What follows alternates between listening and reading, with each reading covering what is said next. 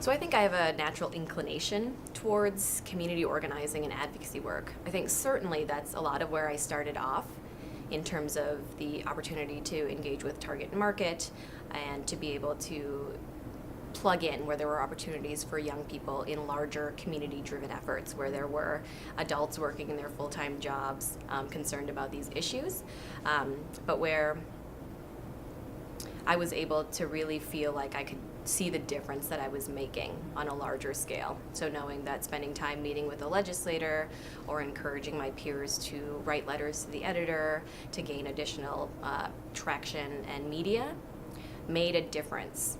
Again, on the individual level, where young people could start to see their own power and start to understand how to navigate a system where they did indeed have control, but perhaps didn't quite know the path previously. And then, of course, the actions that the legislature or a policymaker took in response to whatever it was that we had done.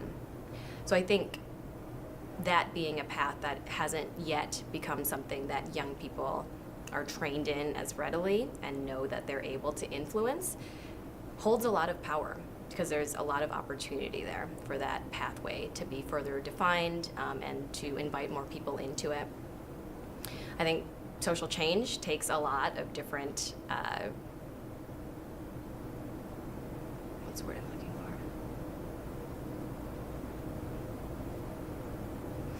I think social change comes in a lot of different ways. We see socially responsible investing and responsible daily behavior, again, advocacy, lobbying, community organizing, social entrepreneurship, etc.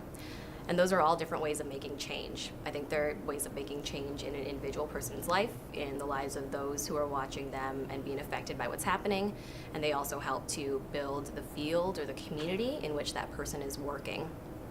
So as a result of that, I think we want to make sure that all of those ways are addressed, and that as a community organizer, all those things are available as tools and as pathways. And it depends on who the person is and what it is that they're seeking to do, and what modes work for them in the given situation that really allow for them to apply them at the right time.